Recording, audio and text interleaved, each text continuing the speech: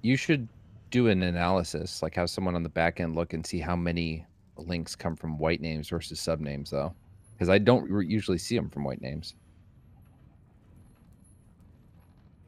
We also need non-subs to only get one emote per line of text. That's how it used to be. I don't know when that got changed. Holy shit, we got rid of one fascist the other day, and here's Moot taking the spot. Well, I'm trying First to support he my started friend. lying about the space race, and now he's taking your emotes. What are you guys gonna do? Revolt. Resist. Isn't that what they said after the last election? Resist. Riot. Let's start a riot. I am riot. just a voice for the subs. MRMA. That's the best email on Twitch. Bro.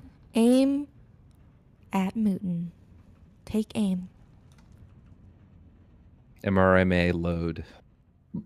Knock. No, not load. Knock. I like how you're having an emo war with Dan. Dan will What are you lose going the to emo do to war. get?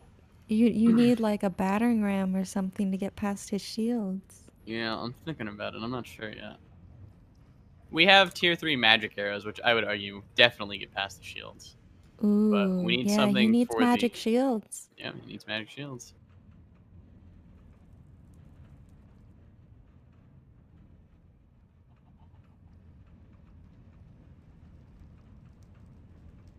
Is there a lot of drama with like different streamers, gamers, like using different emotes and stuff like that? Like, I remember when the whole Elizabeth Warren snake emoji thing became a thing. Like, massive drama. Both internal and external, like, big fights over it. Like, is that similar? Nobody does any fun, clever things. They're streamers. Not entertaining.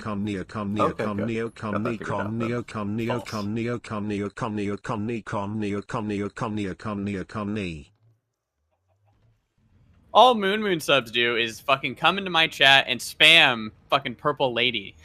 Not a good look, Moon. What's Purple Lady? Nice rep, bro. Nice rep. Purple Lady? You don't know what Purple Lady is? It's a Moon sub emote. I googled it, nothing came up. If you're not a Moon sub or a Moon fan, that is a lyric quote. Apparently, a few Moon subs are going in his chat and like putting some Moon emotes, and then he freaked the fuck out. So. Oh, okay, I found it. It's Widowmaker.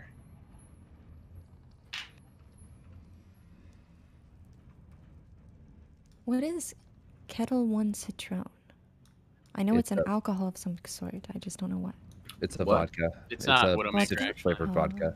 It's Purple Lady. Is that the one with the leaf? Marxist, Marxist, Marxist, Marxist, Marxist, Marxist, Marxist, Marxist, Marxist, Marxist, V Marxist, Marxist, Marxist, Marxist, Marxist, Marxist, The older I get, the Marxist, more I Marxist, think vodka Marxist, is less Marxist, Marxist, Marxist, The trick is Marxist, to mix it Marxist, with Marxist, rum. Marxist, No, I think Marxist, rum is Marxist, cool. Marxist, Rum is Marxist. delicious. Rum is delicious. But Rum like, is no, for drinking, not for burning. the trick for vodka is you need to mix it with shit. Like, tequila is fun straight. Vodka is not fun straight. Oh yeah, you have to mix vodka. Gin is okay. I still am not a huge gin and tonic guy. Gin is very much depends on like what you mix it with. Like, you can't just mix it with like Sprite. You need to mix it with like real tonic water. It's like a decent quality. It's good. It's refreshing in the summer. That's a good drink. Dan's a huge gin and tonic guy. Just can't get into it. I think I'm gonna try a raspberry lemon drop this evening. Do you have to mix that all yourself, or do you have like a pre-made? What? Oh, I'm going to a restaurant. Oh, nice. I'm looking at the menu. and That's they true. have Cute A drinks. gifted. Oh, sorry. A gifted sub? I should still get ads. Fuck them. That's true. True and based. I'd say one of my favorite drinks, but I don't want Steven to get fucked because someone reports me. I feel. Oh, with the Irish car bomb? No, it's actually not in any way, shape, or form bad. It's just one of those, like, you say it and it sounds like it. So. Oh, I know what you mean. Yeah. Unfortunately, I know a lot of slur drinks from the bar I used to work at. A lot, but they're mostly like gay humor. So like, I'm trying to think of like what kind of drink you could be referencing. Oh, I mean, I'll DM. I know it is. Yeah.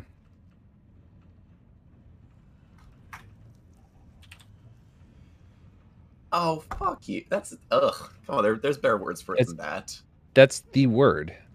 Yeah, I know, but it's not even like it's not even that good of a drink. It's an amazing fucking drink, and you're a dumb asshole. No, it's not. No, it's not. It's ugh. Ugh. Yeah, the nerfed guy said the drink name. And I have yet to taste any alcoholic beverage that with the word black in it that I like the taste of. Whoa! Moot on Hey, your mask cringe. off. NSFL shouldn't be banned fuck during off. stream. This is fascism. Campari is delicious, and that's what gives How it much the bitterness. oxygen So in it's a me? mixture of Campari, sweet vermouth, and gin. 777 milliliters. Him I on find it to be fire a for delightful God. Him on drink. fire for Understandable, God. though. I Him won't on make fun of fire anyone for who God. doesn't Him on like fire anything for because God. Him on fire for God. taste Him is on very fire personal, for God. but Him I on do fire find for it to God. be Him very on good. fire for God. Him on fire Margs for are God. really Him on good. fire for God. Him on fire. House Marg Good from the margarita? Rocks. Yeah. Yeah. I can get fucked up on a marg. That's a lot. How much does it take you to get fucked up? Like, you talking like don't a know. couple margs, or are we talking like one? It's not one marg. That's for goddamn sure. It's Well, probably like, two. like if you're lightweight, Not they're fucked more up. fun. Sorry. No, go on, go on. Oh, I was gonna say, like, to get fucked up, it'd probably be like a whole pitcher of marg. Well, But yeah, but it like, depends How on what big's the picture? yeah, I was gonna say, well, one's how big's the pitcher? Because like I'm thinking like a margarita machine, and there's not really pitchers of margarita, and that's like a couple. That's like 2 gallons potentially. Yeah. I don't know. It's really hard to like estimate it. Well, I mean, like, are we talking like good margaritas or like cheap margaritas, where it's like here's like, you get like a shot on this, like you get like a little bit of a tequila, or like there's like it's like 1 part tequila, 3 parts marg. Fuck, dude. I don't know. I don't know enough. I just go DGG places. I order white tequila, names I are order as dumb as margaritas, YouTube and then chat. I can drink it. Like, I will fully admit, I thought like mixology was like a dumb douchey thing to do, like smoking, but it's pretty fun. I think it's cool. It's a little bit of chemistry. Yeah. It's a fun, like, I learned this at community college. Doing it. Most community colleges in America have a mixology class. It's worthwhile to take it for something fun. It's really funny that you say that, because that used to be something that I would say to puff people up that have jobs that make them not necessarily part of my world. So for like bartenders or people that do hair or something like that, if you throw in that line, "Oh wow, you're like a chemist," they love it. They eat it up. The Scrub King wouldn't know anything about chemistry. Fucking got him.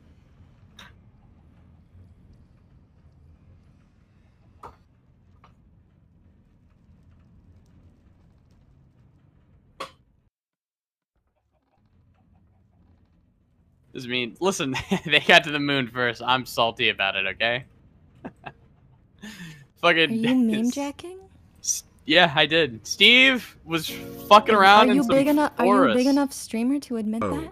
Yeah, I meme jack all the time. Chat. Wow. Biden only wins Steve if was he gets fucking a around in some shit-ass forest for 270x 2 weeks combo while or they more. were progressing and I was Malarkey left in 10. alone. 9. Absolutely beta male material. Was this before you moved? 7. Huh? I don't think Oh. you've been you haven't moved for 2 months. 5. 4. He's been fucking around in a forest 3, for 3 days while we progressed. 2. 1. Malarkey. Bonus meme. How long is he gonna be combo gone? breakers are lefty belongs with grifters. Tom Bombadil. We don't talk about Bombadil. He's I don't know. Stope here, you can explain it. He ruins all of Harry Potter if you think about him too much. Oh yeah. Or not Harry Potter, Lord of the Rings. Lord of the Rings. Yeah, my bad.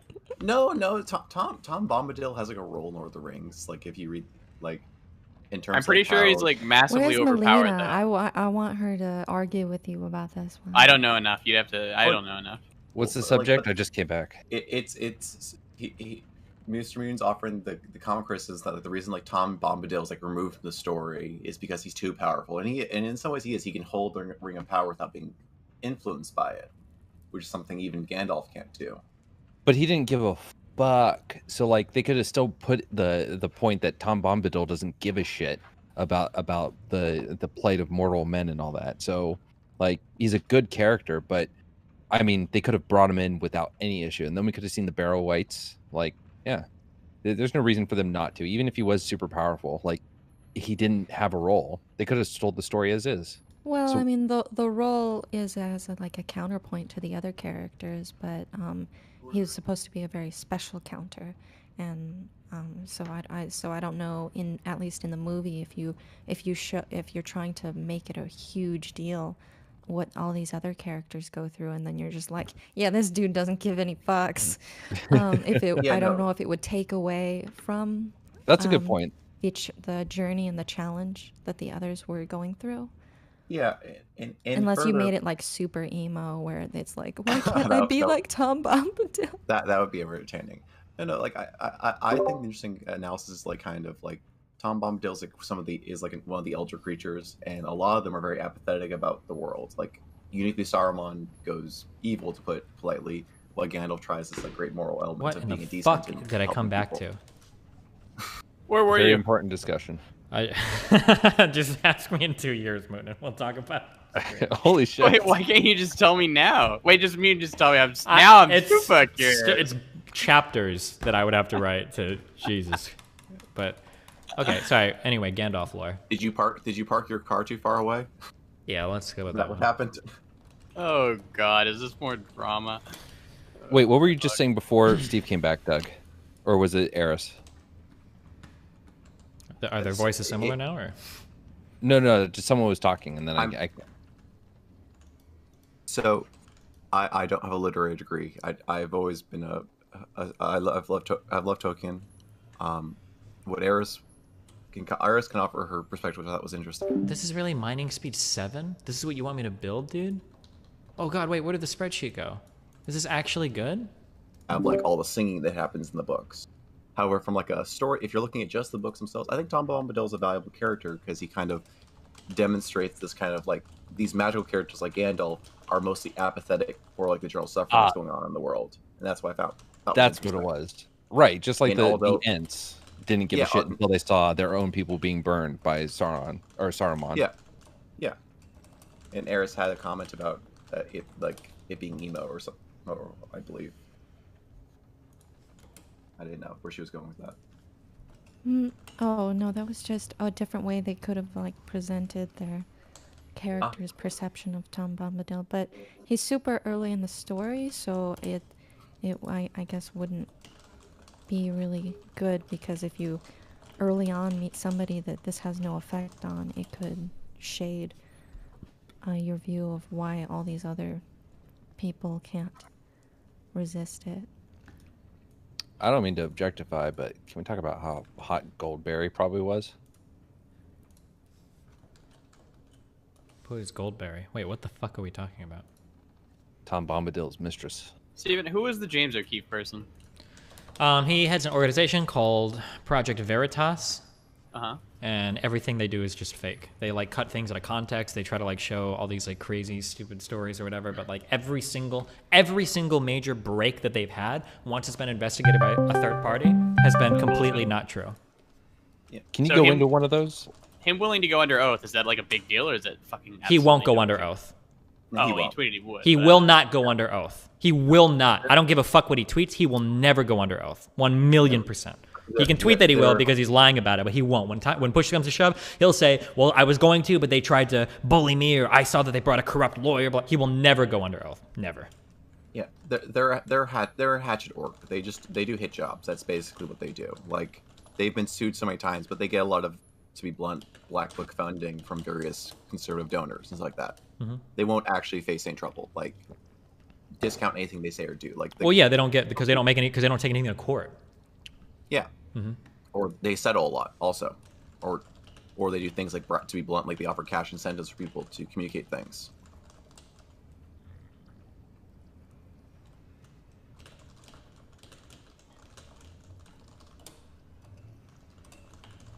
Like, the really interesting one for anyone who's really into the political stuff, what they did, which was really tragic, was they destroyed Acorn, which was it. Do you remember that, Stephen? The Acorn stuff? They didn't expose anything there. No, they didn't, but they still got the organization like defunded. Yeah, they did. But when every third party thing, I think there were 2 different third party things that tried to step in and investigate, and no wrongdoing was found when they tried to figure out like the Acorn thing, the Planned Parenthood thing, like all the Planned Parenthood.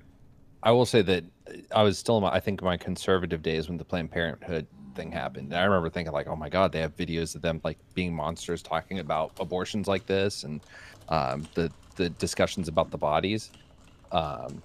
Yeah, no, like their messaging is powerful, even when it's bullshit. But they also have an audience that is wanting to hear that, right? Like all the things they talk about, the abortion, what now, election fraud, all that stuff. They have an audience that doesn't give a shit enough to actually go in and fact check it. Oh, yeah. Oh, yeah.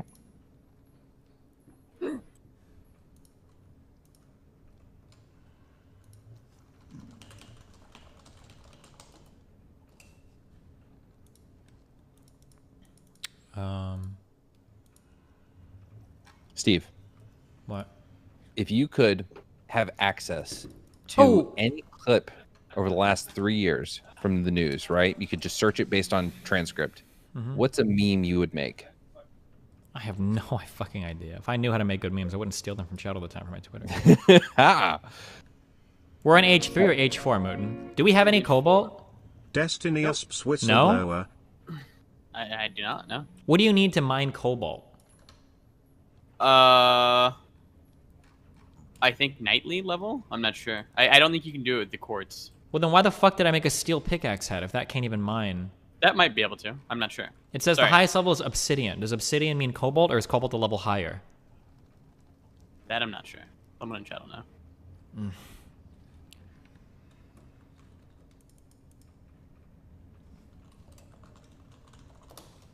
Okay, so then... Okay, I'm sorry. Who was talking real quick? Wait, okay, hold on. I'm just going to get rid of the steel pickaxe head then and make a nightly pickaxe head. Nightly one, yeah.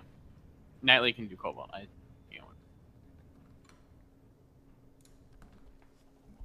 Okay, I'm so sorry. I totally cut somebody off. Okay, go. Oh, so I'm trying to work on my show, and one of the things that I'm investing in is this I was listening to the Daily Show like story, like the history of the show, and they worked with this company called Snapstream that basically is allowing people to, or it allows them to ingest all these different feeds from the different news orgs, and it transcribes them. It takes the closed captioning feed. So instead of them having to have like a good memory and a bunch of people that are really good researchers and hunt down clips, they're able to just Google based on the text of the transcript and be like, oh, let's find all the times that Trump has talked about whatever, right? And I thought, oh man, that's really sick. And I looked into it and it was super expensive, but I found a competitor that is less expensive, and so I'm going to start using it and I was talking to the Scrub King, and I gave him the same idea. I said, hey, if you could access all that stuff, what meme video would you make? And he came up with a really good one. He said, I would take all the times that Trump said the coronavirus is just going to disappear, and he said, I would take that and then combine it with every time that someone said Trump had a lead in one of the states that ended up flipping. So that it would be like them saying, hey, Trump has a lead in Pennsylvania by X%, and then cut to a clip of Trump saying, it's just going to disappear. It's going to go away. So I like videos like that. I think are going to be really good. But I mean, my ultimate goal is to be able to research longer periods of time and to get like people's hypocrisy and their contradictions, and then playing the infotainment game kind of deal. But yeah, so I've just been asking every political person, like, what would you do if you could access that? Kind of figure out how I can use this to the best of my ability. I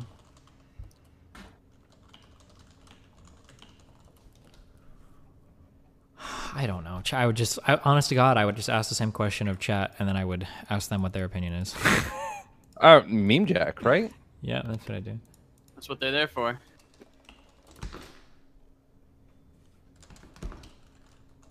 I have a vision of you one day on Tim Pool, but you have your phone open so that you can use chat to farm fact-checking at any moment. Yeah. Vosh said that he promoted you to him. I'm really curious how that went, though. He said it was off that camera. he promoted you to him. Who to who? You to Tim Pool. Oh, yeah. Tim Pool, cold take coming up. Tim Pool looks like a fine dude. Lose the fucking beanie, nerd. Just shave your head. You'll be fine. Lose the beanie. It is just not good. It's a hard thing, dude. Losing your hair is a hard thing to deal with. I don't think so. If I Have you actually tried was it? going bald, I would have no problem with it. I shaved my head on stream. You know what? It wasn't that bad. Just fucking, it's not that big of a deal. I think the thing I have an issue with. People joked with you about you're losing your manhood They all the time. already did that. They've already done that. So Yeah, but if it was probably about something else, did that other thing become? no, they've already done that about me balding. They do this all the time, Eris. Oh, literally about balding? Yes, they literally say like, "LOL, you're balding. Look at the top of his head." Da, da, da. Yeah, I don't give a fuck. You're losing your hair in your 20s? I'm not. No, but they say that I am. Why is it that this guide? I'm so sorry. Why is it that this guide says for age 2 you should use a night metal pickaxe head that can mine cobalt, but for age 3 you should use a steel pickaxe head? Why? Maybe it's some min-maxing shit. Min-maxing for what? You can't. You can Maybe mine the less. Steel pickaxe head is quicker. The night metal, is it? I don't know. That's the only reason I could imagine.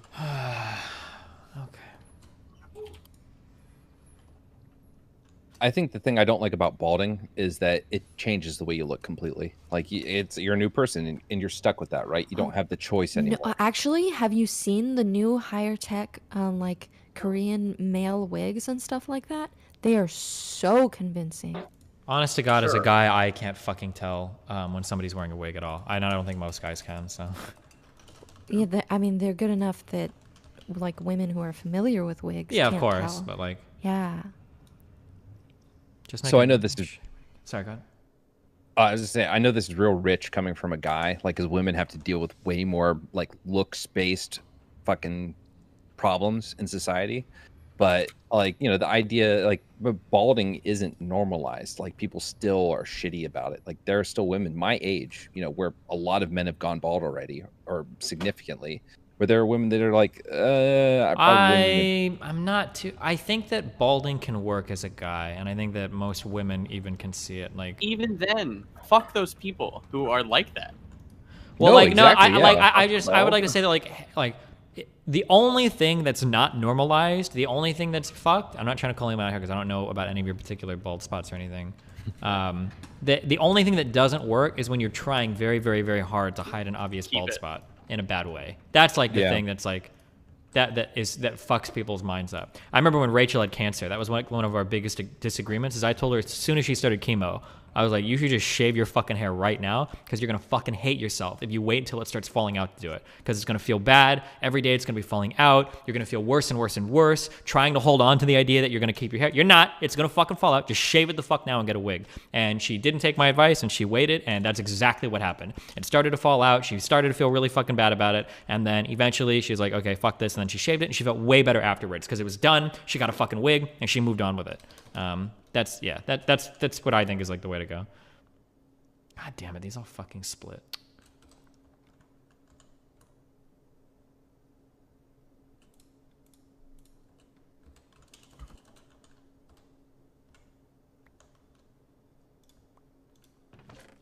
Hello? Finesse drive, baby. I eat that shit like candy.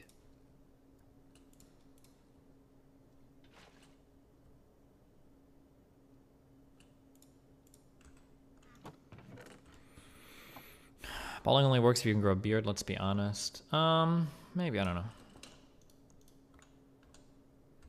It depends on your facial structure. Like if you have a really weak face, like yeah, I can Or kinda even see. not. Oh, maybe for the beard, yeah. The head thing. Some people have weird heads, but like I don't know. That's my thing. I don't think I look good bald because of my head shape. Not to police anyone here's place in the Kinsey scale, but I've never been attracted to men with shaved heads. To what? Not to police anyone's place. Wait, no. What shaped Kinsey heads? scale. Bald He's ever been heads. attracted to anyone with shaved heads? Really? Shaved head. What? Oh, so you're discounting Siamese? I don't know what they're called. Never mind. That's fucked up.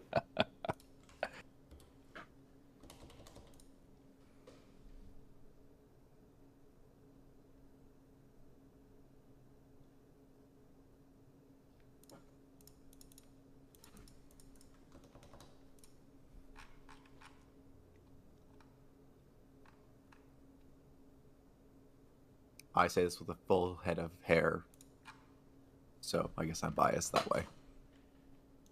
You're a young lad. I'm curious. For the cis males on the call, do you use conditioner on a nightly basis? Not a nightly, but every time I shampoo my hair, we condition it. Hell yeah. I wash my hair every other day. I don't know who the fuck can wash their hair with shampoo and not condition it. That is fucking disgusting. Your hair feels like Velcro, in my opinion. What? There are some 2-in-1s. No, 2-in-1 means 0-in-1. 2-in-1 suck dick. wrong. Why would you use a 2-in-1? That's not even how conditioner or shampoo works. You need one to rinse out the other. Listen, I use Head & Shoulders, and I don't know. That shit fucking works for me, okay? It's like, I don't even need the conditioner after it. I still do, but I don't need to. I've done it. I've gone days without it, and it's fucking amazing. Okay. I don't know if it's a 2-in-1, but it's a good-ass dandruff shampoo. What I think it's just because you like straw from all the hanging out with the animals. You can come touch my hair any day you want, and I guarantee I got some good ass hair. All right, anybody who wants to come at TwitchCon and touch my head and feel my hair, I welcome you.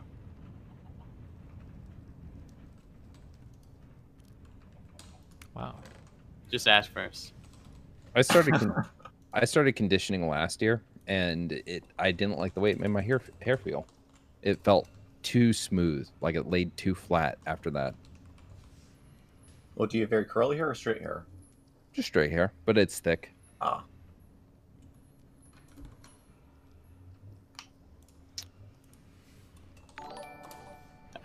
I wash my hair every 1.5 weeks. 2-in-1s are why he's going bald. Have you enchanted anything in this mod? I have not. I have 102 XP. Oh, fuck, okay. Moot enchanted me at dinner the other day. And white. What the fuck? Who was that? Putin? Sorry, it's my roommate. Oh, sounded like Dan a little bit. God damn it, you can't combine these.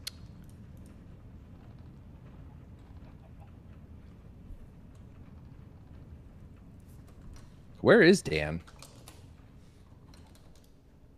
You can replace tool parts without making a new pickaxe? What? Is that true? I don't know if that's true. I don't believe you. I believe him though. I'm gonna try making a... Can I make a tin pickaxe then? No, fuck. Where's our nightly ore? I melted all of it. It's 1 blocks and 5 ingots. I've marked it. I can farm infinite of that too now, so if you need it, so. That's fine. Oh, you got like a spot, yeah? Yeah, I marked there's like 2 spawners right next to each other of those crab guys, and they drop the little fragments over and over again. Although we should just mine cobalt and be done with it, but. Did you know fucking Ian Chong is not American? What is that, Canadian? No, he's Malaysian. Or I don't know if he's Malaysian, but he lives in Malaysia. Singapore. I think it's Singapore, not Malaysia. I saw an article that said he lives in Malaysia. But this motherfucker like has a fetish for American conservative politics. Everybody likes American politics, okay? It's because our politics are way better than everybody else's. Oh, but he's so like prominent to these people. Yeah. It fucks with me. I mean, Jordan Peterson is not American. Steven Crowder, I'm pretty sure, is fucking Canadian. Like, well, because that's because we have money here. Yeah. Crowder isn't Canadian. Isn't Crowder Canadian? Am I wrong on that? He's Canadian. Yeah. That's crazy, right? All the Canadians are the bad ones. We need to get them out. Lauren Southern? We get the actor too. Lauren He's Southern? American Canadian. JLP? Wait, Lauren Southern is Canadian. Nah, JLP's fine. Jordan Peterson? Jordan Peterson is Canadian. And the guy who left Vice to start the Proud Boys. Where is fucking Dan the Gavin man McInnes. without the plan to Yeah, vote? he's also Canadian. He started wait. Rebel TV and shit like that.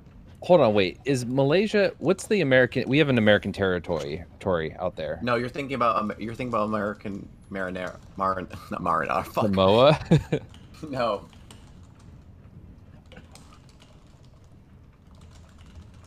Fuck this mod pack. Why? What happened? Fucking Peach is Canadian. True. She's I was thinking of Guam. Never mind. Oh, Lauren Southern, or not Lauren Southern, Lauren Chen. The Nazi Asian lady is also Canadian. Oh shit! Is she actually a Nazi? She went full Nazi. I think she legitimately was a conservative at some point. I really do. When she was making the rounds on like Glenn Beck and shit, I think she was a conservative, but she's a full Nazi. She's still making them. She's still on the Blaze. Oh, is she part of the Blaze? Yeah. Did they She get dog. paid for those appearances? yeah, she's like got a regular spot. If she's still on, I didn't know she was on anymore. But she's like a full on Nazi. She just is a full on Nazi. There's not much else to say. Michelle Malkin retweeted someone who retweeted fucking Nick Fuentes. I don't care about like retweeted somebody who retweeted. I'm just going by things she said because anybody can. I've retweeted fucking Nazis before to own the lefties, and I didn't know. Like people will tell me like, Destiny, that guy you retweeted, if you go back 4 tweets ago, he actually retweeted somebody else that was Douglas. I don't fucking know. I don't have time to like check out every fucking crypto XYZist on. Yeah. Well, the thing is when like the person has little enough following that you know they saw their message and you said, you know that guy's a white supremacist, right? And they're just like, yeah, don't care. I'm gonna go out on a limb and say that white supremacy, bad. That's brave.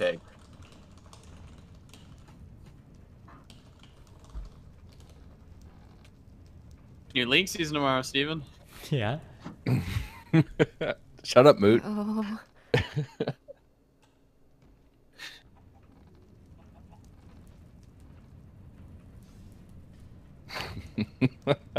The Rift calls. Now we have all these new political viewers here, so we can make a new league audience, build it from the ground up. Just make comparisons between the heroes and the political figures so they can follow along. It's time for your league flattening stream. Yes. The MMR flattening. No, our MMR is going to be so good. MMR is going to be a massive hill. We're not going to fuck up preseason this time. We're not. And preseason is everything. That sets the tone, baby. That sets the tone. Chat, listen to them. Do you hear that? It's happening. Like, that's excitement brewing between the two. We're going to have a great preseason, and that's going to turn into a great postseason. Last season, that was just us learning new roles. And now we've mastered those roles, so we're good. Excited. Fucking true. It's inevitable.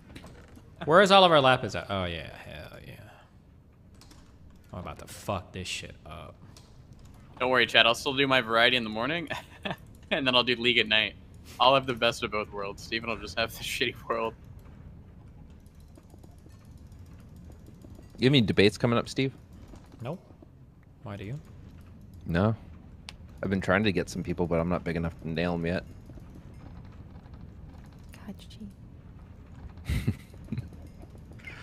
I'm gonna be on the Hippy Dippy on Friday with Vosh. Oh yeah. Not on Twitch, right? No, YouTube.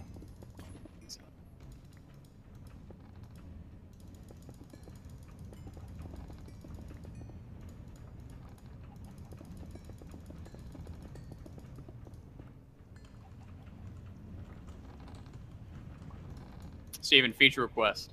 White names can't post links. You in? I'm so close to being in for that, except that seems like a pretty prohibitive chat feature. Well, I told him to see how You like could have it something that you can turn on. Sorry, go ahead. No, I was just gonna say I'd see like have Cake or someone do a back end analysis and see like how many white names post links versus everyone else. Because I don't usually see them from white names. Oh, they post a lot. Some people under the clips of you that have blown up on LZF said you used to be a right-wing conservative, anti-abortion libertarian in your early streaming career. Holy shit. I used to be like pro-life, such that I don't know if abortion can be morally justified. I think I've always been in favor of it being like legally available, though. I was more libertarian, but right-wing conservative. I think I grew out of that maybe a year before I started streaming. I don't know if I would be considered like right-wing conservative or not. Definitely like libertarian leaning though, for sure. Yeah. No, I mean, you definitely weren't by the time we met. Which was in 2013 or 2012. 2012. Beginning of 2012. So. Wait, you didn't go to the clan rally, Steven? I thought I saw you there, Kappa. So you were there at the clan rally, Moot? No, I was on the picket fence line. Okay, I was picketing the clan rally. That's really strange, because the last time you were talking about the clan rally, you were talking about other people doing the picking. What? Wait, I don't actually understand that one. Were you picketing with a tiki torch? No, he's making a joke about picking cotton. Oh. Oh, that's fucked up, Steven. Not cool. Amateur. Too far, Amateur Steven. hour.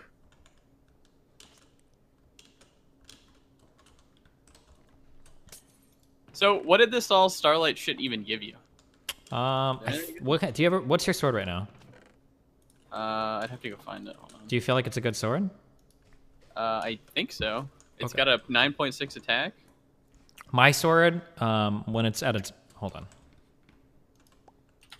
Here, I'll throw you my sword. You can just fucking toss it.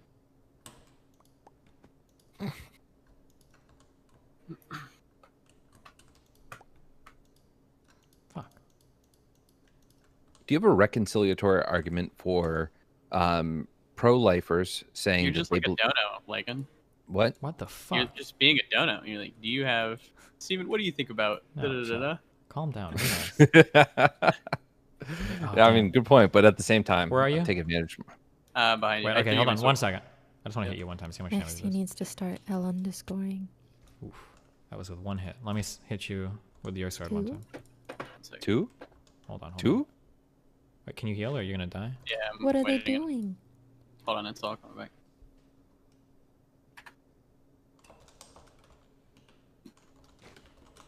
77,777 duodecillion, 777 imbecillion, 777 decillion, It did more 700. damage, yeah. Yours did. Yeah, these are the two swords. The first shot with that crystal infused sword is an AoE attack as well. That light does everything. So I think the sword is pretty good. Oh yeah, this is definitely better. But this is like with 3 perfect crystals. You see this over there? That's my crystal breeding factory, okay? You're making the perfect crystals. I've made the perfect crystals for all of my shit, alright? Yeah. But apparently we can get attunement, which like lets us have attributes and skills, like Path of Exile, on our own bodies. That's like the next thing I want to... Oh, that'd be sick, actually. Yeah, work on. But I'm trying to... I don't know why I want to pick X first, but whatever. Okay. A lot of these mod packs are pretty cool. Yeah, they actually are. And as you said before, they work really well, like, together. Yeah. Do we have any lapis hidden anywhere besides the chest down here? Should have. A lot. Have you learned how to use the crusher yet upstairs? You just throw shit in, right? Yeah. Well, not the crusher. Sorry, the press. Oh yeah, of course. Okay. Then there's 8 lapis.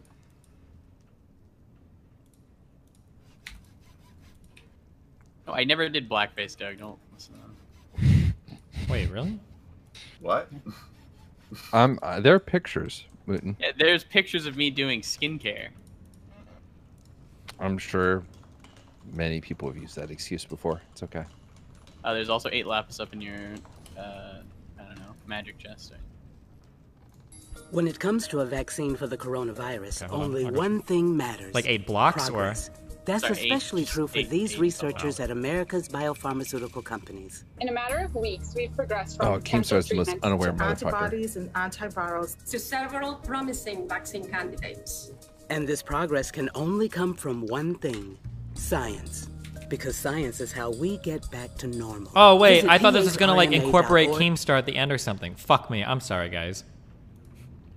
You know, supporting the Democratic ticket, but there is absolutely no way, absolutely no way Joe Biden can win. And if you think otherwise, you're delusional. There's so many of these.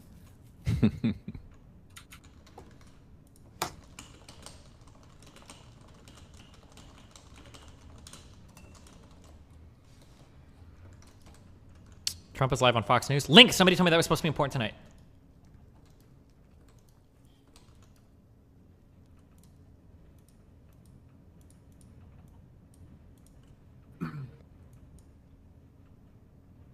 I used to watch Keemstar when he did like the Halo trolling, like, I don't know, 15 years ago.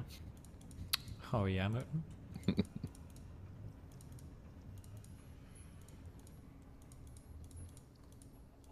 You mean when he bullied that fat guy for years, relentlessly, like a piece of shit? Wait, a modifier takes... Wait, you have to level your thing up? How the fuck do you level your tool up? Okay, Mooten, I was like 12. do you have anything marked on the map? Please tell me you marked deposits. Do you know where I can go mine some like lapis or redstone? Maybe on my Atlantis map on. Oh my god. Stock right to bear arms. You were supposed to put excavate on it first? I heard that with excavation you live on like 30 minutes. Oh fuck, hold on. The GOP ran with Red SBS again after all the fucking bullshit. Oh wait, this Fox News stream. Oh my God. Democrats in the deep state, the hacks in the media mob, the 99%. We're not just going to take their word for anything. We know we can't trust them. Listen how Senator Marco Rubio of Florida summed it up today. Take a look. All right. The fact that 70% of Republicans don't believe the 2020 election was free and fair, that should be of concern to everyone. That's why both sides should support allowing the post-election process provided for in our laws to work, to move forward. Our election laws call for recounts in close elections. They provide candidates the right to contest votes cast in violation of the law. Now, for those in the media who are angry that Republicans won't just take their word for it that Biden won, I think you need some self-awareness. You spent 4 years claiming the Russians hacked the last election. No, they didn't. You supported Democrats when they went to court to overturn the governor's race in Georgia in 2018, and you say nothing when to this day they claim that they won that race. Look what they did in Florida, Ohio. Let's see, 2 time zones, more people, bigger population than many of the states, high population of older people, mail-in ballots. All integrity, full confidence in the outcome. Same with Ohio. Senator Rubio will be here in a moment. Also, Senator Rubio is absolutely right, and he joins the Senate Majority Leader Mitch McConnell, many others across the country, backing the president's legal challenges, determined to count every single legal vote. Now look at your screen. Instead of investigating claims of election abuse like a real news company, fake news, CNN is airing a list shaming Republicans who haven't publicly congratulated the network's dear leader. Now, predictably, the mob and the media, the outlets, flat out refusing to investigate any election irregularity. And this includes several major claims out of Wayne County, Michigan. Look at this sworn affidavit, one partisan observer saying poll workers were looking at how a person voted by peeking inside an absentee ballot secrecy sleeve before classifying them as problem ballots. Same observer also reporting the poll workers were allowing people to vote who were not in the state's qualified voter file. Another affidavit, by the way, under the threat of perjury, Detroit city employee claiming election workers at a Detroit satellite voting center repeatedly coached voters, telling them to vote for Biden and other Democrats. And that's not all. 4 other individuals came forward in Wayne County, all signing legal affidavits alleging suspicious irregularities and other major issues. Okay, let's real not quick. Forget the what the fuck does a legal affidavit mean? A legal affidavit isn't like, that's not like you're testifying under oath, right? Isn't a legal affidavit, like if I make you sign an NDA, is that a form of legal affidavit, or is there something more to that? Doug, do you know? Or is Apples or Esports Batman here? I mean, if I recall, all affidavits are in theory legal. Like, yeah, no, but my question is like, is an affidavit literally like if you lie, you're perjuring yourself, or is it like you're like signing a contract? An affidavit, to my understanding, I do not have a legal background, is if you lie, you perjure yourself. It is a declaration of fact. And so here's a question: if I lie under oath in court, the state will push charges against me, right? Yes. But if I lie on an affidavit that I send to someone else, they have to push charges against me, right?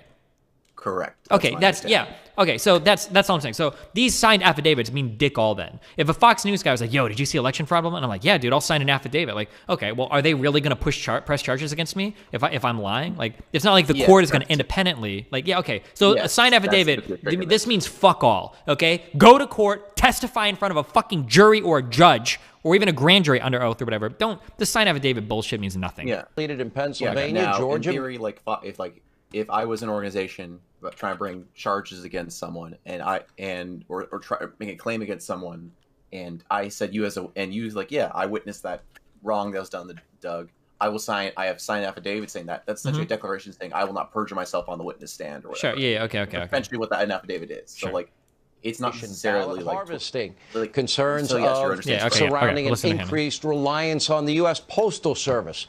Look, let me be very clear. You got to take this seriously. If we don't put an end to this universal mail out all the ballots without any voter ID standards. Oh, so also this election, it's going to be very interesting going forward to see what the Republican Party does about mail-in ballots, because holy fuck, it is a bad fucking meme for them. Like, historically, Republican goal is generally, I'm not saying any side is right or wrong, although it seems pretty wrong. The goal of the Republicans is to reduce turnout as much as possible, okay? Old white men or old white wealthy people are relentless, okay? They will goddamn get to the polls no matter what the fuck you do. However, it's very easy to discourage minorities from voting, or poor working class people in a lot of different ways. So the more roadblocks you put up, the better. Mail-in ballots, that might be like a fucking horrendous game changer for the Republican Party, okay? Because if mail-in ballots catch on and they're popular, oh my fucking God, we don't have to talk about making like, oh, a day for voting or blah, blah, blah, or like we need time off or an easy way to vote. Like, holy shit, wait, I can just fucking fill out the ballot at my house? Holy shit, I don't have to take a day off work. I don't have to do any bullshit. Like, that's like, it's so horrible for the Republican Party that voting became that much easier for so many more people in the United States. Holy shit, that is terrifying, because you have to keep in mind that Biden won this election with more votes than has ever been seen in the history of in the history of the United States. And if Trump lost, who has a 90+% approval rating and is an incumbent president, okay, you might start setting up impossible hurdles for future Republican candidates to get over. So I would absolutely expect to see not just the media, but like Republican lawmakers try to wage war against mail-in ballots as much as possible, because these things becoming popular are like a fucking nightmare for the Republican establishment. Holy shit. Yeah, one of the big essential questions hanging over the Republican Party right now is if they can maintain the Trump turnout machine. Because if they can't, they don't have anything. Now, because without Trump, like, their numbers don't look great. Like, no one is really dying to support Ted Cruz or Marco Rubio or anyone of those people. Or even the big people like McConnell doesn't exactly inspire, like crowds of cheering people. Lindsey Graham sure as fuck doesn't. Paul Ryan is gone. Like, I don't know who. Now, of course, that what essentially the Republican base is mobilized less in a unified format and more just in a I have a lapis for you. Hate of Democrats, of liberals, of whatever you want to label their enemy. Did you find a vein? I already got it all. Behind you. Okay, I'm gonna go with mine. But okay, yeah. All right, hold on. I'm gonna listen to Sean Hannity. No problem. Canvas. Let me just throw you the lapis. And under the statutes, a canvas is a time when the clerks check the counts, check the machines, check that they said that Trump got this amount, Biden got that amount, and everything is reviewed. The canvas in a state like Wisconsin is not going to get done conceivably until the 17th of November, next week. Then the campaigns have 24 hours to file a petition for a recount with the Wisconsin Elections Board. Same in a lot of states, exactly the same way. Then the recount date is set after that date. So now we're on the 18th. Now that's the middle of the week, next week. It would actually be probably Monday the 23rd. They would say, now we're going to start the recount. At the recount, Sean, is when all of these affidavits, all of the things that people think were done wrong, are then presented to a board of canvassers. And if they don't like the result, if the campaign doesn't like the result there, they appeal to the court.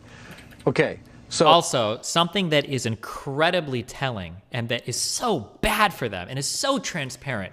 Republican messaging on well, I shouldn't say this actually because maybe their messaging is good, but it should be, we want to discover voter fraud. Our goal is to make sure that the election process is secure. Our goal is to make sure that no fraudulent ballots were cast. Instead, what they've brazenly said over and over again, I think Giuliani, I don't want to misquote, but you can find, I'm pretty sure Giuliani explicitly said, like, we're going to find enough fraudulent votes to change the outcome of the election. We're going to find enough to bridge the gap.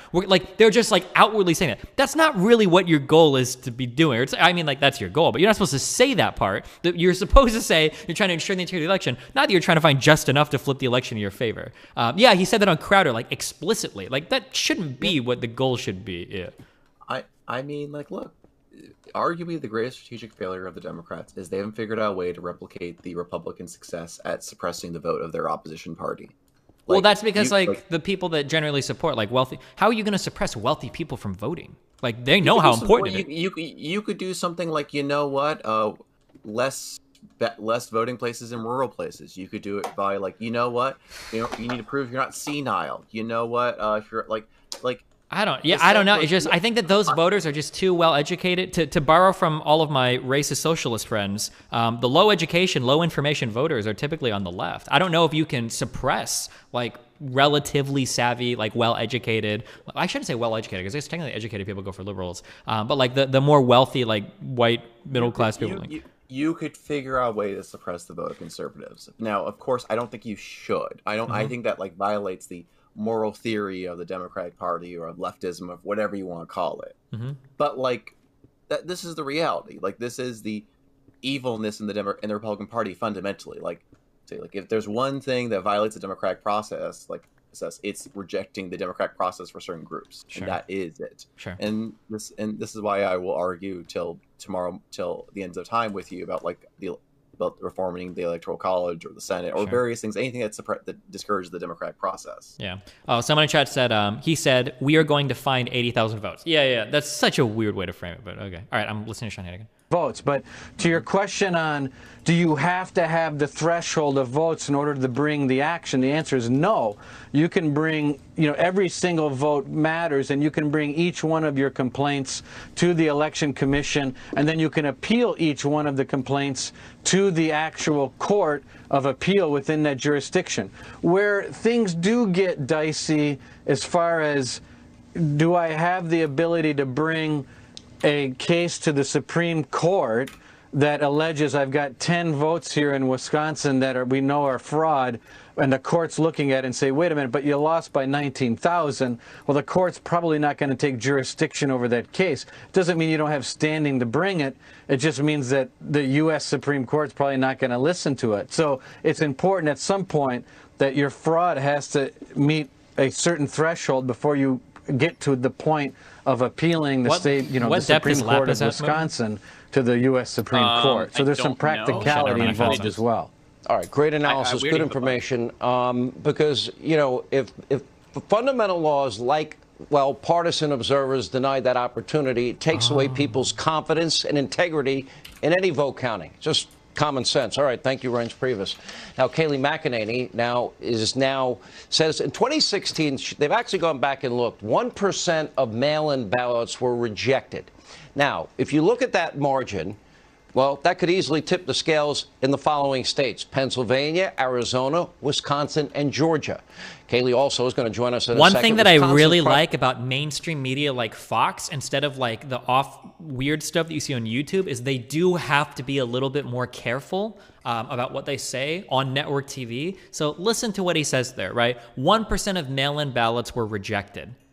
He presents it as a very negative thing, but there's not really anything wrong with that. Like, I'm sure some number of ballots are rejected. If you did a mail-in ballot, it said specifically that, like, you need to make sure that you are filling it out correctly, that you sign the thing on the back, that you've got it sealed correctly. If you don't fill it out in any way, like, it could be rejected for any number of reasons. The fact that some percentage of mail-in ballots get rejected, that's not bad. And we haven't seen any evidence so far that those margins or the amount of rejected or accepted ballots are different this election than they were in the past. Now, where somebody like Crowder might come out and explicitly like, oh, they were fraudulent. Like, on network TV, they're usually a little bit more careful, and that's interesting to take note. Yeah. And also, keep in mind, if they had more to say, they would be saying it. Oh, yeah. Well, and part of that is there's more risk on the line. Like, if someone brings Crowder to the court, like, he's not, like, he'll just his YouTube channel will close down. If someone brings Fox News to court. Exactly. And there's a lot to gamble on. Yep. And they might hate it, but this here is a beautiful example of capitalism. Same thing with vaccines as well. Fox News does not want to come on and defend like blatantly false statements like that where they can get fucked in court for it. Now, a smaller YouTube channel, who the fuck cares? No one's going to actually take them to court. Although, that being said, I do believe that some people have tried to hide. I think there's value in making them say this. Some people have tried to hide behind the entertainment defense, where I believe like Tucker Carlson and I think Alex Jones, where like their shows are entertainment, so they're not held to the same standards. But that's still like really good that they have to go to court. It's like, your show's entertainment. Like, yeah, I don't know how effective it is, but I think it's fun to make them state that. But okay, I'm gonna turn this back up. To sign an affidavit and say that I saw something I didn't see, that's a stretch for me. Then you add to that the voting laws about partisan observers can be there for the entire vote count. And we know in many states that didn't happen. I'm trying to wrap my head around how do you remedy this to the point where anybody is going to believe any results that... Also, another thing to keep in mind, this is so nice now, okay? We're in 2020. If something happened There's a fucking video of it, okay? When you get all of these weird, ethereal, ambiguous claims about not being allowed in, blah, blah, blah. Oh, cool, where's the video? Like, that's actually a somewhat legitimate thing to say now, that, like, there is video footage of so much shit. You're telling me that all of this widespread voter suppression was going on. They weren't letting any of these countries in. Well, where the fuck are all the videos of these people being denied entrance? Where the fuck are all these recordings? Like, that shit should be coming out, like, by the thousands. If this is happening so much, there must be at least a couple recordings of it, right? It was one of the biggest ways that I shut down my mom when she said like 3 million illegals were bussed in to vote for Hillary. 3 million? That's a lot of buses. Is there a video of any of these moving anywhere? It's strange that there's not a single one, considering how many people have smartphones these days. But yeah. Do you want to keep watching the clip, or can I push back on that, actually? Push back in a second. Hold on, listening. That's the problem. Sure, go for it. And the other thing is, it is stealing. When you validate a vote that shouldn't be in, you are stealing from a voter that voted legally. So when you see these people in Detroit saying, we saw batches of votes that were invalidated, they had the wrong name, they didn't live there, they weren't a resident, they were deceased, and then you put them back in the pile of valid votes, which is what some of these affidavits maintain, that is stealing. You are stealing from people who are voting legally. And the media, right now, by refusing to report on this, is stealing our faith in the election process. Tell the story. Talk about the people who are being disenfranchised. People across this country deserve to have election integrity, faith in our election system, and believe that there is election integrity. And that's why the RNC is going to pursue this to the very end. We can never let this happen again. You said 11,000 incident reports. Explain that. 11,000. So 11,000 people have come forward. Oh, no, that was a satellite delay. Or incidents of they were at a poll site and these things. So we vet them. We get statements from them, and then we put it in front of the attorneys, and then we get affidavits. It is a long process. And remember, just as Ryan said, the canvasses aren't even done right now. So during the canvass process in Detroit alone, we are coming across absentee ballots that were cast that have no address, that don't correlate with a precinct. So these... Okay, so real quick, no one on the left have ever acknowledged that Trump was their legitimate president. Each time getting your news from people like Tim Pool, or you are psychotic and you need to see a psychiatrist and get medication prescribed from you so that you stop seeing like things that aren't real. I don't know which one of those you need. These 500 people who have signed affidavits talking about what they saw with this election. Isn't it a lot of it, Kaylee, when you get down to it, if all of a sudden we'd never done this before, where you're going to have people that didn't even solicit a ballot, they're being mailed ballots, okay, are we checking the rolls? I understand, for example, in the state of Georgia, that there's a case building there where, for example, there had been a lawsuit, Georgia Democratic Party, the Democratic National Senatorial Committee and Congressional Committee, and they came to an agreement, and the agreement would allow, they have one database that every day of voters' signature is checked by. But then they had in Georgia, if you requested an absentee ballot, that as long as the application signature matched the signature of the person that voted, that would be okay, when the whole purpose would be what's the one on file, isn't it? Yeah, it's exactly right. And then you have states like Pennsylvania where they just threw away signature verification altogether. These are key methods we use to make sure the people voting are actually the people who are deserving of the enfranchisement of that ballot. Here in Michigan, again, one county, 234 pages of affidavits. In this case, there are multiple eyewitnesses who said we went to the poll books to go find the voter. We observed them go to the poll books, not find the voter, and enter in a new entry with the birth date of January 1st, 1900. Tell me how that works. Integrity in the system That's a very happy old person. Look, I think... That is a very happy old person. Yeah. But, Rana, at the end of the day, when this gets to be a court challenge, they're going to look at the law. For example, one of the reasons I think the case in Pennsylvania is very strong, the pending case before the Supreme Court, is because now they're going to say, well, okay, constitutionally, we know state legislators, they're the ones that set up the rules for their state. Okay. That means that a governor or a secretary of state can't unilaterally decide, well, we're going to accept ballots 3 days beyond what the normal due date is without changing the law. Then it's going to be, okay, I would think you'd have a pretty good case if the law says partisan observers can observe and you could prove systematically they weren't allowed to observe at all. That would be a violation of the law as it is written and as the Constitution establishes that state legislators set up. Isn't that the best arguments you guys have? I agree, and these poll watchers and observers being kicked out of that process, we need to know what happened in those rooms when they were gone. It's really hard to go look at the ballots because we weren't in there. We don't know what happened to those ballots when these people were removed and unable to look at this. So that is an election integrity issue. It's a violation of the law, and it's going to be up to these courts and these legislators to figure out how we remedy this. But I will say, if you have nothing to hide, why are you kicking our people out of counting facility after counting facility? And in Detroit, it was only the mail ballots that were coming into this Detroit center. So these were all the mail-in ballots. It was an adjudication center. And that is where most of these votes were coming in. And you saw in these affidavits, some of these coming in the middle of the night, not being able to observe. It's a huge problem. It's systematic, and we need to get to the bottom of it.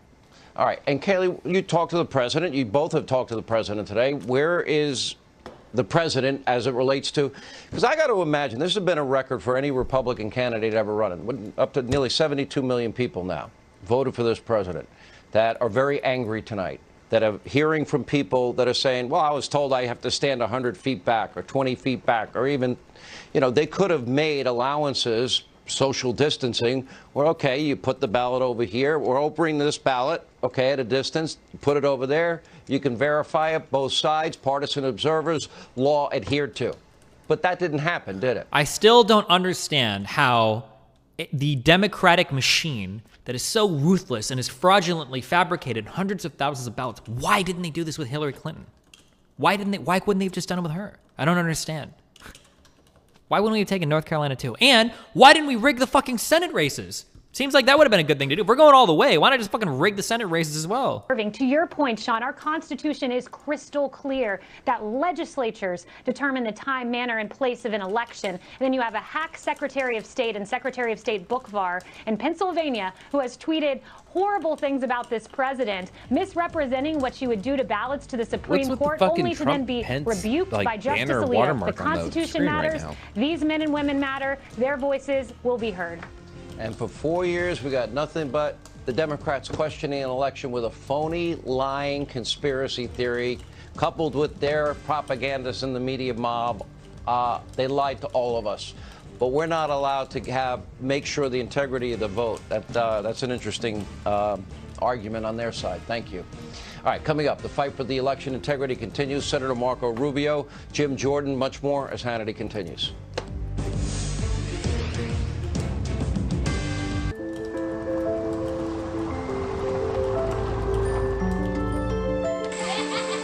Okay, fuck, I'm going out. I love you guys. I'm going to eat dinner tonight. Tomorrow I'll pick up Melina. Oh, Doug, you wanted to push back on something? You can do that before I leave. Go. I just want to say that, like, I think unfortunately... Yeah, go. I was refreshing. Sorry, I was refreshing chat what we were talking about. So I said that, like, if all this like voter shit is being pushed out and all these people are being like disenfranchised and shit, I feel like we would see some type of video of this somewhere. And then you're gonna push back on that idea or something. Go ahead. Yeah, I think you could have. 1900 is standard. Wait, oh my god, hold on. One sec. There's a donut this time. These people are profoundly stupid. Andrew Frames. For birthday unknown, these people are profoundly stupid. Okay, cool. Sorry, go ahead. No one's interrupting you now. Go. I think you could have a live recording, surround sound video, whole shebang.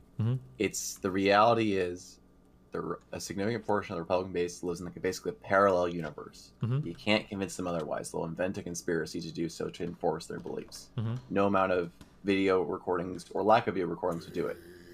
If there was a video recording, proof that there was no crime, they would say it's a fake video. If there was video, so like I don't know about the like. Well, there's all this video. Why is there no video of the crime? And they would say, like, well, obviously it's a conspiracy theory. That's the problem with it. Sure, yeah, I don't necessarily disagree with that. I'm just saying that, like, I think that somebody said there's a shortcut to make a waypoint. I think that if all of this stuff had happened, then we wouldn't be like talking so vaguely about it. Like, it would be really obvious. This is like how I think this is a pretty reliable way to tell the truth is that gotcha. I think a pretty reliable way to tell the truth. Or to see if someone's telling the truth is to see what they're not saying. Like if somebody confronts you and they say they have all this evidence and all this horrible shit is going on, and they're not showing you for some reason, and it's like, oh, okay. I agree, but like I think the Obama birth certificate is like the perfect example of this. Like, how much proof do people need? They're like, oh, it's fake. Oh, it's this. Oh, it's that. Oh, it's like it. You can't win. Like that's oh, true. No, you super can't win. Did you watch what happened when Obama actually did release his birth certificate? Did you see? Yeah, I remember. Yeah, Arpaio was on TV, like pointing out, like, well, if you look at the line here, it looks like it was fraudulently done. It's like, okay, dude. Yeah. So like, what it ends up being is like, if you can't win in an argument, you need to like. I don't want to say politically dominate them. That comes off a bit strange, but like you need to win just the rhetoric. win the yeah. Well, with rhetoric, yeah. And it's like, look, it goes back to my politics. I'm like, look, if you can't win at the debate, just unplug their microphone or like push them off the stage, and that's the reality. Do you have these kind of conversations? Like, you can, like, this is why political organizing is important. That's all. And congratulations on getting to see your significant other again. Oh, well, hopefully. She's not in the country yet. Imaging all of these illegal votes are in favor of Donald Trump, Pepe think. Yeah, that's the funny thing, is that, like, I'm sure, just if I was a betting man, my guess is that you're probably going to find some votes that were legitimately done incorrectly. And you're even probably, if you look really, really hard, probably going to find a few that were done fraudulently even. That wouldn't surprise me, but I don't think it's going to be enough to be like, even within anything that's going to be noticeable, no states for sure are going to get flipped. We're talking like single digit or double digits maybe in states in terms of votes that like maybe were following correctly. And it's good to find them, I guess. We want to search for them. It's always good to, we welcome any magnifying glass you want to hold up to our electoral system. It's always a positive thing. But the idea that there's like hundreds of thousands of votes that were fraudulently filed by Democrats to flip states in like strategic ways, that is just such a grand conspiracy that would have to involve, one, some very precise math to know exactly how many you need, and then two, like all the different people that need to come together to make that happen, and all the people that have to come together and not leak any of that. Like there's just, it's such a grand scale conspiracy that is just so, oh my goodness, you've got so many moving parts that could have gone wrong. Like, yeah, I don't know, we'll see. I wish the Democratic Party was that well organized. Yeah, there's just no way. Like,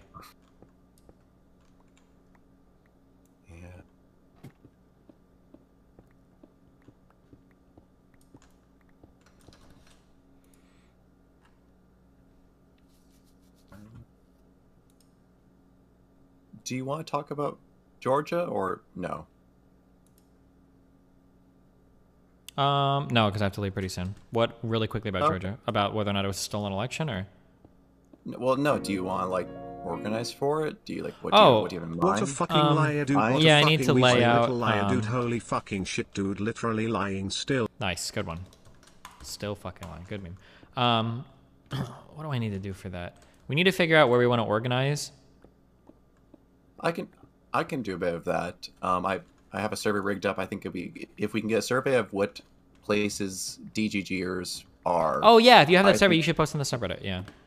I also want to make sure that nothing. I want you to approve of it first. If it's a survey that asks where people live, it's probably fine, right? Well, I include other information, like are they cool? For example, like Georgia has a large military population. If you've got DGers on base, that's very valuable because you can't have civilians can't canvass on bases, but political staff, but service members and base staff can't, which means that could be a very valuable place to serve. Also, I've got questions like, are you a college student? Because that'd be very valuable. Further, they have places where, so I have more diverse question than just where are you? Do you want to sign up? Yeah, that's fine. Like, you're probably going to know. I'm not going to be able to critique anything you put. You're probably going to know way more about that. Well, so, yeah. These are your people. I wanted to get your perspective and permission first. Yeah, you're fine. Yeah, post it. Just fucking post it, okay? If I see anything bad, I'll remove it and ban you from the subreddit. We couldn't even hide a blowjob. How are we expected to cover up widespread voter fraud? Wait, you are? Wait, what do you say? I've never been banned from a subreddit, so I guess it'll be a fun first experience if it happens. Oh, okay, well. Okay, then I'll do that, and I'll anything else you want? Like, do you want me to, outside of that? Like, a couple people like posted some like their own like little personal thoughts and such. Yeah, I've seen a lot of people posting random stuff. It seems pretty cool. Okay, I'll compile a report similar to that. Sure. That is useful information. If anyone has any questions, feel to reach out to me personally. If you're in Georgia and are really interested in organizing, I will reach out to me personally. We'll push you at the front of the line for organizing stuff, but I'll get that survey out. Should I do it tonight or just do it tomorrow morning so it's fresh on everyone's mind? You can do it tonight if you want. That's fine. It'll probably be up. It'll probably stick yet. So. Okay. Thank you, Mod. Okay. I'll share it around. Okay, cool. Thank you very much for your time. Yep. Have fun. Be careful. Good night. Good night. Do you just get 1 experience point per block mined? I should have put excavator on this. We fucked up hard, guys.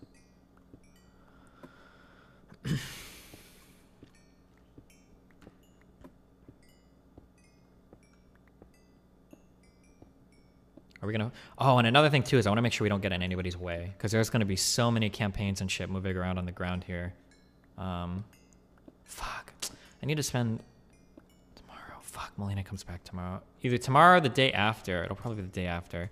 I want to talk about.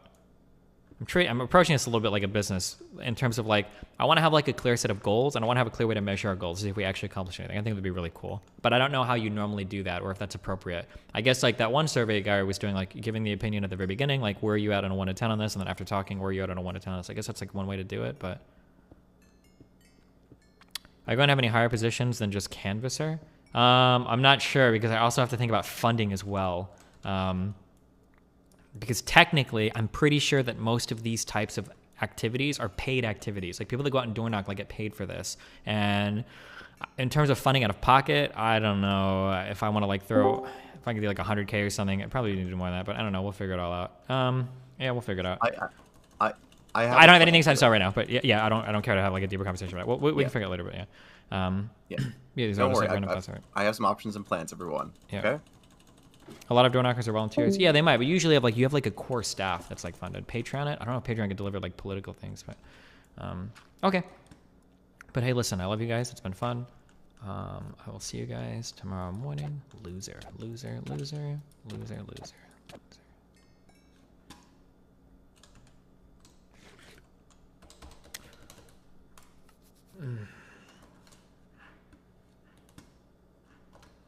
All right.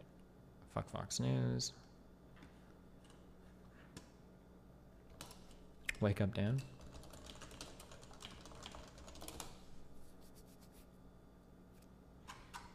Say the line, funny man.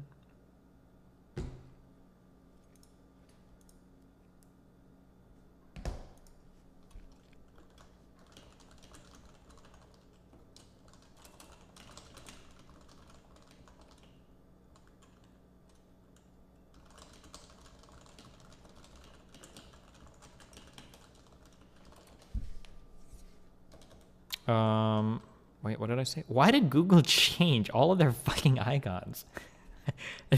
Dude, my fucking phone. When I have like a folder on my phone. Hold on. I think it's called productivity is what I think Apple named it automatically. My calendar, Gmail, Drive, and Google Maps icons are all, maybe I'm just booming hard, but they're all the same fucking thing to me now. Why would you do this? I open up my productivity thing and I don't know if my phone is like glitching. What the fuck? Bad design meme, okay?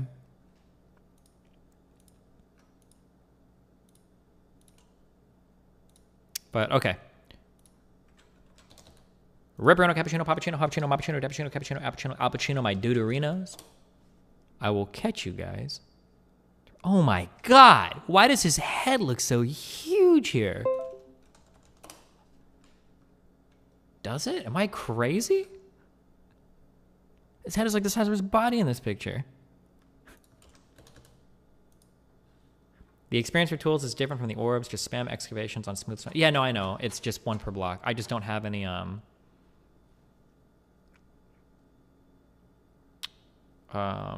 just don't have excavation and I maxed out the things. I think we could host Zane. Or we could host Riley. I just did a stream with Zane.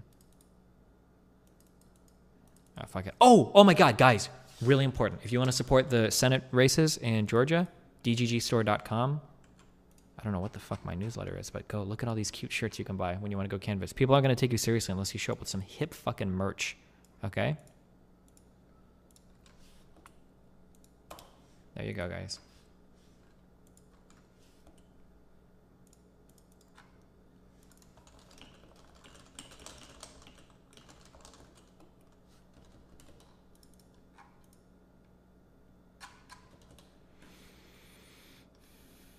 Okay, well, Hussein. All right, rip on, guys. You're only going to be allowed to canvas for us, by the way, if you have my merch. I'm just kidding. I think that's illegal, actually. Don't tell the FEC.